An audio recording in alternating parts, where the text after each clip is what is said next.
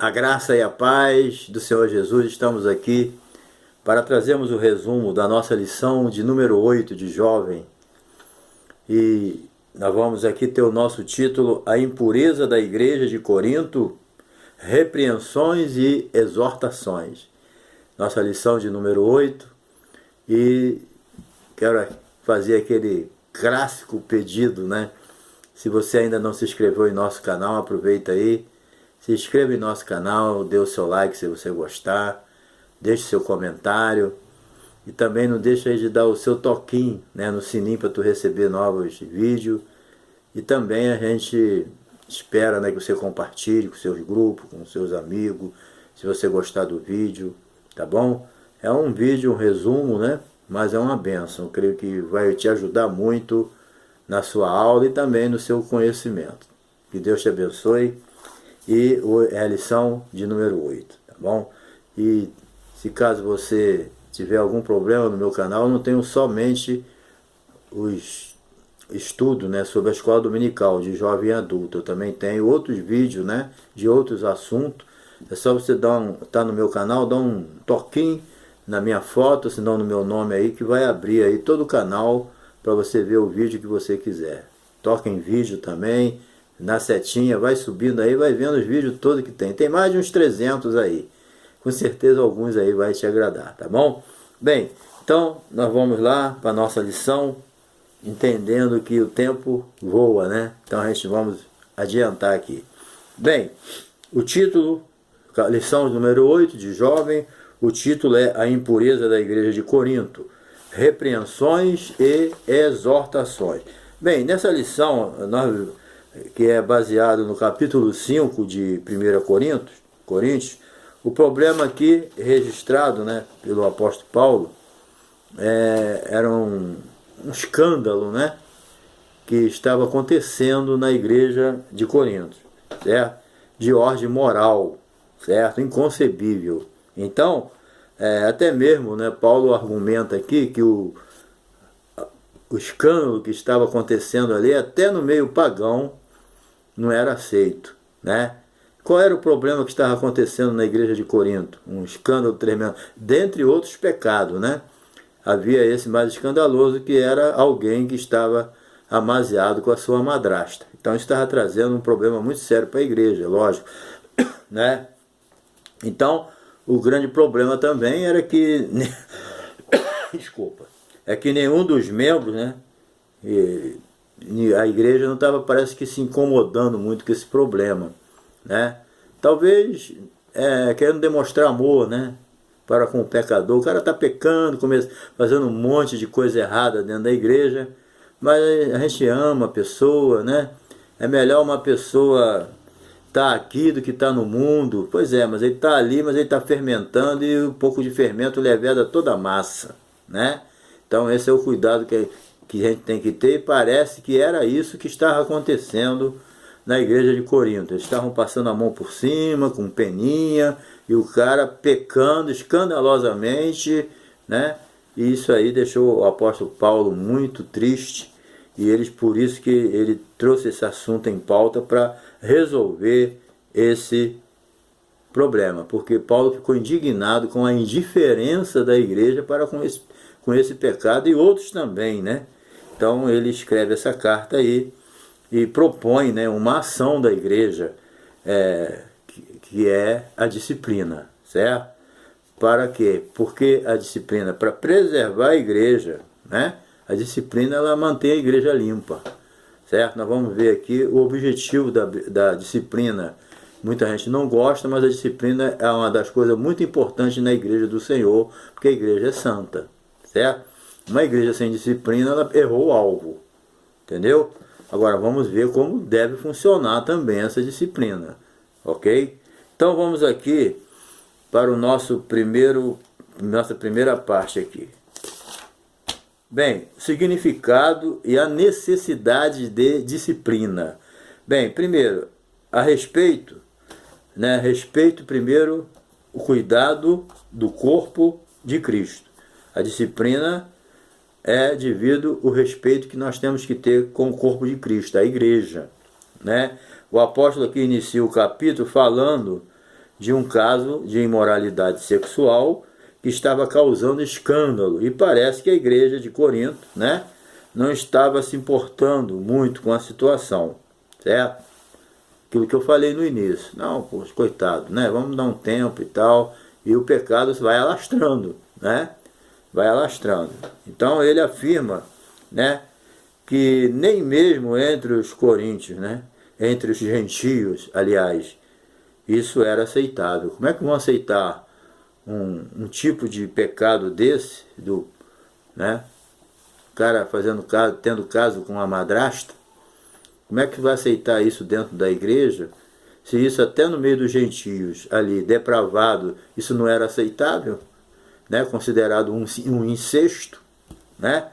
Então Paulo ficou indignado com isso. Então ele entendeu que somente a disciplina poderia resolver aquela situação, certo? Porque a disciplina, ela é um instrumento restaurador, certo? Quando outros meios não resolvem, né?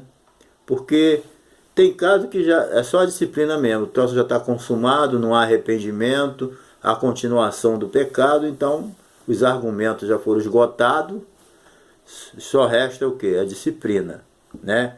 Então já aconselhou, já conversou, tentou resolver de tudo quanto é jeito, não conseguiu, e o assunto já foi consumado, só resta mesmo a disciplina, certo? Então, quando outros meios não resolvem, como aconselhamento, orientação, pastoral, e quando o infrator também não quer se arrepender, porque não tem como, né? O perdão, ele vem mediante ao arrependimento. A igreja primitiva, através dos apóstolos, sempre pregava: arrependei-vos e convertei-vos, para que sejam o quê? Cancelados os vossos pecados, e venham sobre vós tempo de refrigério. Então, o pecado traz tristeza, traz angústia, mas também prende a pessoa. O pecado é um poder que mantém as pessoas presas. Então, a pessoa, para se libertar, tem que haver arrependimento, ele tem que sentir o mal que ele está fazendo, né? Enquanto a pessoa não se arrepende, não tem como você resolver o problema da pessoa, né? Então, Deus sabe que pecar, a gente peca mesmo. Agora, a dificuldade que Deus está encontrando nas pessoas é reconhecer o seu pecado, se arrepender e deixar ele. Aquele que confessa e deixa, alcança misericórdia, né? Então, quando o infrator não quer se arrepender, o jeito é a exclusão, certo? Vai deixar a pessoa viver no adultério, na prostituição, nas coisas erradas dentro da igreja para contaminar os outros e trazer problema, né? Então, você lembra do pecado de Acã? Acã pecou e ficou no sapatinho lá, ó. O que aconteceu? Né? Deus não permitiu que nem que eles vencessem uma batalha, enquanto o pecado não fosse tirado. Então, tem muitas igrejas que elas não prosperam mais, porque tem pecado escondido, tem pecado debaixo do tapete, tem coisas erradas, né? Então isso aí impede o crescimento da igreja. E quando tira o mal, aí a coisa volta a avançar, certo? Então a disciplina, ela tem essa orientação. Ela serve para também restaurar o pecador que pecou, que se ele não for disciplinado, ele não vai se arrepender, não vai sentir o peso do erro dele, né? E também fica atrapalhando o avanço da igreja, como Acã atrapalhou o avanço de Israel, né? O princípio é o mesmo, nós não estamos debaixo da lei, debaixo da graça, mas a graça não é bagunça também não, entendeu? A graça, ela exige santidade, sem a santificação ninguém verá o Senhor não. Estou debaixo da graça, então tá bom. Cuidado que o engano é uma coisa terrível, né? Então a disciplina, ela não é assim uma vingança, mas é um remédio, né? Com certeza. A disciplina, número 2 aqui, é uma decisão que deve ser tomada em conjunto, né? Não é uma coisa unilateral, certo? Não é. Então, a aplicação da disciplina com exclusão de membros é uma ação extrema, porém, em muitos casos, necessária. Não é uma atitude popular, né? Mas em muitos casos necessário, mas é uma coisa coletiva. A igreja decide, né? Depende também da administração. Mas, de qualquer forma, a maioria das igrejas exige a disciplina, com a intenção de quê? De restaurar o pecador, né? Não é jogar no inferno. Nós vamos ver aqui porque que Paulo falou aquela palavra. Então, a disciplina, ela é um tratamento para a cura espiritual, entendeu? A disciplina eclesiástica, ela tem o objetivo de curar e ajudar a restaurar o cristão. Ela tem essa finalidade. Não é para julgar no inferno, julgar no mundo, não. Porque quem está vivendo em pecado premeditado já dentro da igreja, já está no mundo. Ele pode estar na igreja de corpo físico, mas o seu coração não está mais lá, né? O coração não está, porque o coração dele está no pecado. Então a disciplina vem para corrigir ele. A Bíblia diz que Deus corrige quem? Quem ele ama, né? Então a disciplina tem o objetivo de curar, ajudar e restaurar o cristão que cometeu o pecado escandaloso, nesse caso aqui, né? Inclusive até essa criatura lá na segunda epístola, ele se arrependeu, né? A disciplina valeu na vida dele. Ele reconheceu o seu erro e o seu pecado. Agora, se ele não é disciplinado, ele continua no erro, né? Então é isso que a gente precisa entender, que é necessária a disciplina, com amor, com a intenção de restaurar. Assim como uma mãe corrige um filho na intenção de recuperar o filho, assim a igreja age, né? Então, toda a intenção do apóstolo aqui, quando ele entra nesse assunto, você pode ler várias vezes aqui 1 Coríntios, capítulo 5, versículo de 1 a 13. Você vai entender bem esse assunto, né? Então, o apóstolo, toda a intenção do apóstolo aqui, que parece dura, né? Tem a intenção de preservar a igreja, porque nós temos que ter cuidado com o irmão que é disciplinado e tudo, né? Mas nós temos que também preservar a igreja. A igreja é o corpo de Cristo. E quem é responsável na terra pela igreja de manter a pureza dela somos nós. Se nós não tivermos o zelo pela igreja, se nós não formos zelosos pela santidade de Deus, como é que fica? O mundo vai ser melhor do que a igreja? Não pode. Então, nós temos que amar quem peca, temos que procurar ajudar ele a se restaurar, mas a disciplina é necessária, porque o corpo de Cristo tem que ser preservado em santidade, a igreja, entendeu? Não tem outro meio de você se aproximar de Deus. Então a expressão seja entregue a Satanás, que nós vamos falar aqui, Paulo usa para que ele seja entregue a Satanás e para que seja salvo no dia do juízo, entendeu? Então, essa é a intenção dele, porque as pessoas às vezes pensam que é brincadeira cair na mão de Satanás. Não é fácil não, gente. A gente está dentro da igreja, está guardado. A pessoa peca, fica no pecado, depois que ele é disciplinado, que ele cai na mão do diabo, o diabo domina ele. Entendeu? Então, mas tudo isso Deus permite para quê? Para trazer a pessoa para a realidade. A vida não é essa que a gente pensa. O diabo, ele não brinca de diabo não, ele é diabo mesmo. Quem quiser brincar de crente, que brinque, mas o diabo não brinca de diabo. Entendeu? A gente tem que entender isso. Não brinque de ser crente, porque o diabo não brinca de ser diabo. E a disciplina a pessoa entregue a Satanás. Para quê? Para que ele entenda que ali não é o lugar dele, tem que voltar para a igreja. Entendeu? Então, seja entregue a Satanás, não para a destruição da pessoa, mas da carne, né? Caso o faltoso mudar de ideia, o seu comportamento, né, ele seria salvo. Tudo precisa de quê? De uma mudança, de uma conversão, certo? O arrependimento é uma mudança de pensamento. A conversão é uma mudança de atitude. Quando a pessoa muda o seu pensamento, não, eu tenho que largar essa porcaria desse pecado e voltar a servir a Deus em santidade. Isso é um pensamento, ele mudou o pensamento. Se ele mudou o pensamento, é um arrependimento de verdade, a sua atitude vai mudar também.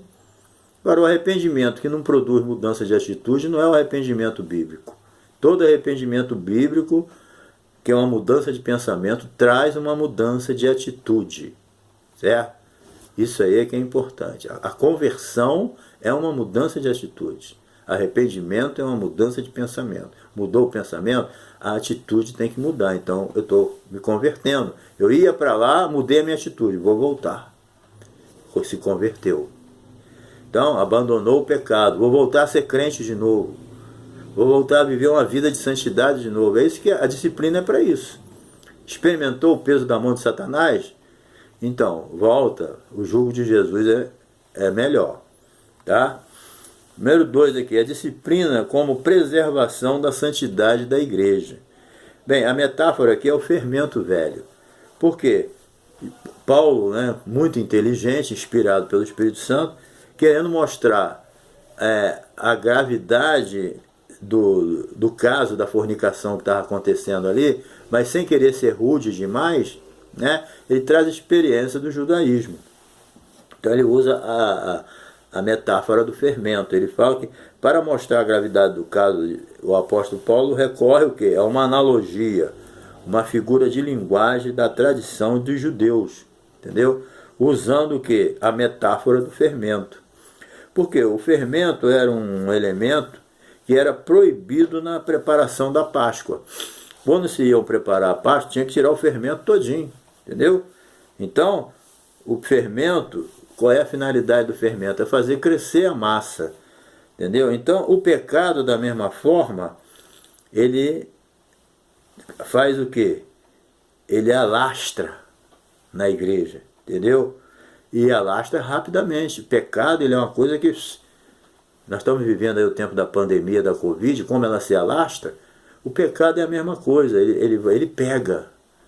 Às vezes um departamento pode ser destruído por causa de um fermentinho ali, de um pecado, de uma pessoa que está ali, não é tratada, as pessoas estão fingindo que não está vendo e deixa correr para não entristecer a pessoa, Às vezes a gente prefere entristecer o Espírito Santo do que entristecer uma pessoa que já está no erro, já está no pecado. Não existe isso, gente, de quem está em pecado é melhor estar na igreja do que estar no mundo. Isso não existe. Não sei quem é que inventou essa história de que alguém em pecado é melhor estar dentro da igreja do que estar no mundo. Igreja não é lugar de pecado, não. Onde tem isso? Igreja é lugar de pecador. Não tem como, todos nós somos pecadores. Agora, viver em pecado, não. Então a igreja é lugar de pecador, não lugar de pecado praticado. Entendeu? Vamos se limpar do fermento. Foi tremenda essa ilustração que o apóstolo Paulo usa aqui. Entendeu? Esse elemento proibido do fermento simboliza o pecado nesse contexto aqui. Entendeu? O pecado, da mesma forma, não tratado, o pecado se alastra rapidamente na igreja. O caso aqui não é somente um caso de incesto, mas também tinha outros pecados, orgulho, tinha facções, tinha tudo isso, entendeu? Então é o cuidado. Então tinha o fermento da imoralidade que estava agindo na igreja, contenda, pessoas indo na justiça, uma confusão tremenda. A fornicação ali era o mais escandaloso, porque era um caso de incesto, mas fazia parte do contexto, Ninguém estava ligando para ninguém para não mexer, não. É melhor estar aqui dentro assim do que lá fora no mundo. A igreja vai fechar. Mas Paulo agiu rapidamente. Tira esse fermento velho, tira esse pecado, tira com o pecador e tudo, e entrega para Satanás, para que ele seja salvo. Ele tem que experimentar o que é a mão do diabo. E ele realmente, lá na segunda epístola, se vê que ele se arrependeu e voltou. Foi restaurado. Agora, se ele não é disciplinado, ele morre no pecado dele, ainda leva outros com ele. Bem, número 2, exortação à pureza cristã. Assim como na celebração da Páscoa era lançado fora todo tipo de fermento, assim a igreja de Corinto devia lançar fora todo tipo de pecado. Entendeu? Na nova aliança, a celebração da libertação na igreja se dá no culto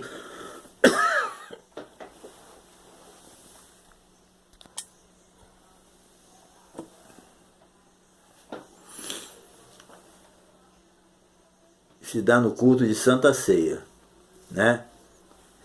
Por quê? Porque a Santa Ceia é a celebração do sacrifício de Jesus. né? Jesus pegou o pão e disse que esse é o meu corpo que é partido por vós. Jesus pegou o vinho e falou, né? Esse é o sangue da nova aliança. Então nós entendemos, né? Nós entendemos o quê? Que ali está o quê? A nossa libertação. Eu estou comemorando a minha libertação realizada por Jesus na cruz.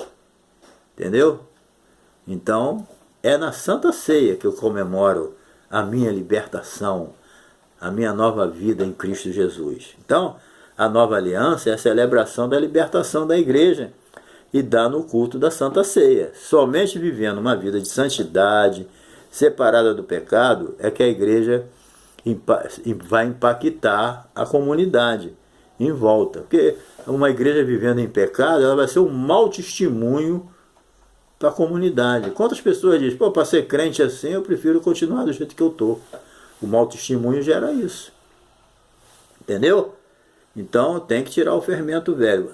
A igreja, para impactar a sociedade em volta dela, ela tem que viver uma vida de santidade, senão o Espírito Santo não opera, vai ficar entristecido ali, né? Então é o cuidado que nós temos que ter. Somente assim a gente vai atrair as pessoas para o Evangelho de Cristo. Uma vida de santidade, não estou falando de fanatismo, uma vida de santidade normal atrai as pessoas a Cristo. Um mau testemunho espanta as pessoas. 3 aqui. Paulo já havia advertido por carta a igreja a respeito da prostituição. Paulo cita na carta que se perdeu, né?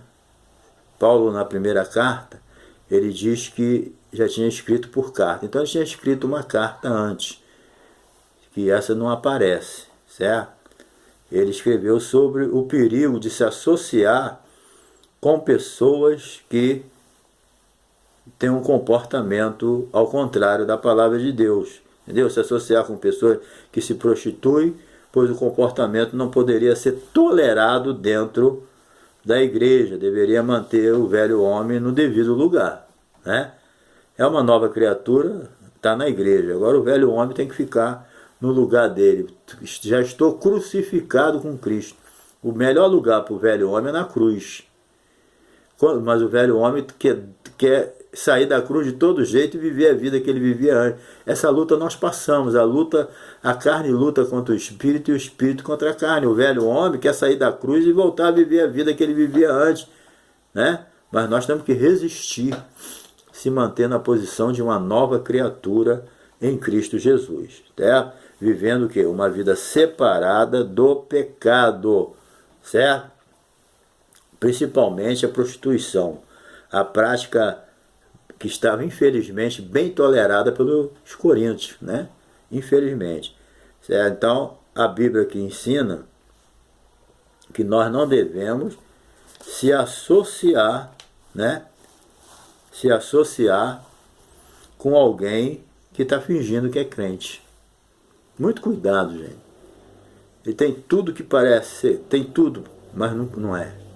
Então você deve tomar cuidado para não ficar associado em comunhão com aquele que está fingindo ser crente. Olha o que ele diz aqui, ó.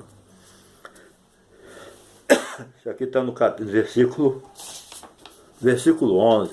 Olha só o que diz, ó. Mas agora vos escrevi que não vos associeis com aquele que, dizendo-se irmão, ele diz que é irmão, for devasso, ou avarento, ou idólatra, ou maldizente, ou beberrão, ou roubador, com o tal nem ainda comais. Entendeu? Você está se associando com alguém dizendo que é irmão, mas não é nada disso. Ele é um devasso, é um avarento, é um maldizente, é um beberrão, é um roubador. A Bíblia está dizendo que com esse tipo de gente você não deve nem comer. Ele não está falando das pessoas do mundo, porque senão a gente tinha que sair do mundo. Então você vive com todo mundo, mas não tem comunhão. Agora, ele está falando aqui daquele que está dizendo que é irmão, está na igreja, diz que é crente, mas não é, está fingindo. Então você também não deve ser tão ingênuo assim, né? Você deve estar ligado nessas coisas, porque senão você vai ser enganado também, entendeu? Então, muito cuidado. O que a Bíblia está dizendo aqui, ele deve seguir, obedecer a palavra, não o que as pessoas acham. Deixa o achismo para lá e se baseia no que a Bíblia está dizendo. Assim você agindo, você vai prosperar na sua vida espiritual. A separação é uma coisa maravilhosa na vida da gente. Entendeu? 3. Vamos para o final. Cuidado com a pessoa depois da disciplina. O cristão deve amar o pecador e odiar o pecado. Não é odiar o pecado, desejar que a pessoa morra, que ele vá para o inferno. Isso aí não deve ter dentro do nosso coração. Quem tem Cristo não deve pensar assim. E se vier esse pensamento, varre ele. Você não vai amar o pecado do cara, mas tu vai amar a pessoa. Entendeu? Você vai orar pela pessoa, para Deus libertar, salvar. Nunca desejar o mal, que não adianta. Entendeu? O crente não deve ter esse pensamento. Se vier, descarta. Às vezes a gente numa fraqueza, a gente sente uma ira dentro da gente. Mas a Bíblia diz, irai-vos, mas não pequeis. Tem coisa que deixa a gente indignado, deixa a gente com raiva. Mas não vamos desejar o mal da pessoa. Entendeu? Que ele morra também. Vamos orar para Deus libertar. Tá?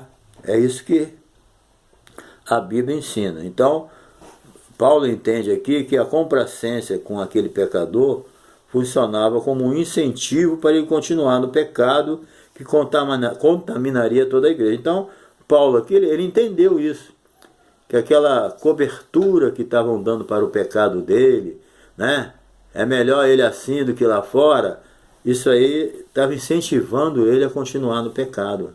Porque depois que o diabo seta a mente de alguém com o pecado, a pessoa fica com a mente cauterizada.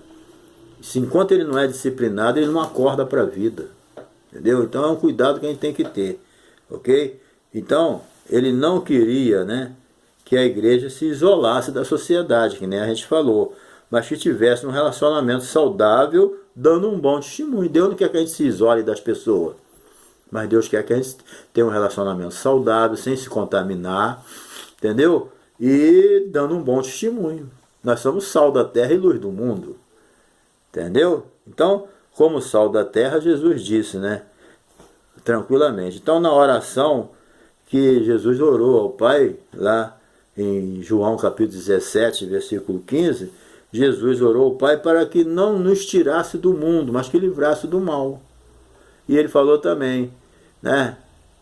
Se vocês fossem do mundo, o mundo amaria o que eram de vocês, mas como vocês não são do mundo, o mundo vos odeia. Então, o mundo não vai bater palma para a igreja, nunca. Principalmente agora no final dos tempos que nós estamos vivendo. Entendeu? Não adianta. A luta vai aumentar. Já estão até querendo tirar programas de evangélico do ar. Entendeu? A luta tá aí. Então não pensa que o mundo vai ficar batendo palminha para a gente. Não vai não. Não se liga nisso não. Certo? Número 2. A disciplina deve ser aplicada em ambiente de perdão. A disciplina deve ser mantida na igreja para preservar a pureza da igreja. Porém, o desejo deve ser perdoar e restaurar o pecador. Manter a pureza da igreja e também que o pecador se arrependa e volte. Entendeu? Não é abandonar a pessoa para lá, não. Mas orar pela pessoa. Entendeu? Manter a vigilância para que a pessoa se arrependa e volte à comunhão da igreja. Essa é a intenção da correção. Quando a Bíblia diz que Deus corrige a quem ama, corrigir na Bíblia significa dar a forma correta. É Deus pegar uma coisa toda torta, toda errada e botar ele no prumo. É isso que é. Entendeu? Botar a pessoa no prumo, certinho. E às vezes machuca um pouquinho, dói, mas Deus só corrige a quem ele ama. Entendeu? Nós não somos bastardos, somos filhos. Então precisamos da correção do Senhor. Ok? Então, nós precisamos disso. Todos nós, isso é um detalhe importante, todos nós somos pecadores. Entendeu? E nós podemos cair em tentação. Não adianta, eu sou forte e não cai. Não, Paulo escreveu, aquele que está em pé, olhe para não cair. Se você não vigiar, tu cai, peca, erra. Não tem homem que não peque, não tem homem que não erre. Isso aí não é problema para Deus. Ele sabe disso, ele te conhece, me conhece. O que Deus quer é arrependimento, é mudança de pensamento, mudança de atitude, reconhecer que está errado, pedir perdão, se consertar, ser restaurado, voltar à comunhão. É isso que Deus quer. Mas muita gente, no seu orgulho, ele não quer dar o braço a torcer e prefere continuar no pecado. Entendeu? Então, isso aí que nós devemos fazer. Todos nós somos pecadores, querendo ou não, podemos cair num fracasso, entendeu? Então devemos ter cuidado, né? Então devemos proteger, então devemos tomar esse cuidado, ok? E devemos também proteger a reputação dos membros e evitar a exposição desnecessária em potenciais fofocas, né? Porque a fofoca às vezes rola em cima do pecado da pessoa. Em vez de isso só vai atrapalhar, né? Tem pessoas que ele tem o dom da fofoca, o dom maligno. Alguém diz que fofoca é bom, que mantém a gente informado. Pois é, mas é uma informação maligna. Você gostaria que a sua reputação ficasse andando de boca em boca, né? Às vezes coisa até que nem é verdade, né? Então, mesmo quem pecou, não cabe à igreja espalhar o pecado de ninguém. Entendeu? Quem age assim está totalmente errado. Mesmo que a pessoa peque, nós não temos esse dever de estar espalhando o pecado da pessoa. Você gostaria, se você pecasse e você caiu num fracasso aí, já até se arrependeu, mas alguém está espalhando por aí o que você fez? Ninguém gosta. Isso aí não é um papel de crente também, não. Crente ficar fazendo fofoca, espalhando coisa que não deve, isso é horrível. Vai orar pela pessoa, que você pode cair também. Aí eu quero ver como é que fica. Então, é um cuidado que nós temos que ter. Não vamos ficar jogando lama em ninguém. Tá? Vamos para o final aqui. Bem, a disciplina não significa abandono da pessoa disciplinada, né? O processo da disciplina é uma forma de respeito à igreja, que tem por objetivo contribuir para que o faltoso alcance arrependimento. Tudo gira, a disciplina gira toda em cima do arrependimento da pessoa. É o desejo. A disciplina é para isso. Não é para chegar aqui e toma, vai embora, some, não. A disciplina é para corrigir a pessoa, para que ele seja restaurado posteriormente, lógico, ele se arrependendo e reconhecendo o seu erro e tomando uma posição de receber o perdão. Certo? Então, a pessoa disciplinada não pode ser abandonada e tratada com preconceito. Vai me pegar o... Não. Vamos tratar a pessoa normalmente. Se a pessoa orientar a pessoa, você errou, tal, mas volte para a igreja, frequente a igreja aí, quando você se sentir em condição, você entra em comunhão. Esse é o conselho que a gente deve dar. Se a pessoa vai seguir ou não, é problema dela, mas a gente faz a nossa parte. Entendeu? Então a igreja tem que apoiar e ajudar os que querem viver uma vida santa estando arrependido. A pessoa aceitou a disciplina, quer restaurar, quer viver uma vida santa, a igreja tem que dar todo apoio e ajudar. Quem não quer, não tem como. Quando alguém não quer, nem Deus consegue trazer ele. Ele não quer, ele vai ficar falando mal, sempre se justificando, até que um dia alguma coisa acontece para ele cair em si, né? Então a disciplina, ela é uma forma de confrontar o crente que pecou e mostrar que, apesar de tudo, a igreja ama e deseja vê-lo restaurado. É isso aí. E foi o que aconteceu com esse sujeito aqui. Posteriormente, depois dele entrar nesse vento todo, ele se arrependeu, ficou triste com o que ele fez. Porque quando há arrependimento, a primeira coisa que vem na vida da pessoa é a tristeza pelo erro que ele cometeu. Esse negócio, a pessoa está rindo aí, pecou e está rindo, achando engraçado, ele tem tudo, menos arrependimento. Assim, Deus te abençoe e que esse resumo possa ter te ajudado aí a entender mais essa lição. Estuda, pega a Bíblia, lê a revista várias vezes e com certeza esse estudo vai te ajudar também, tá bom? Um abração aí, até a próxima lição de número 9. Deus te abençoe.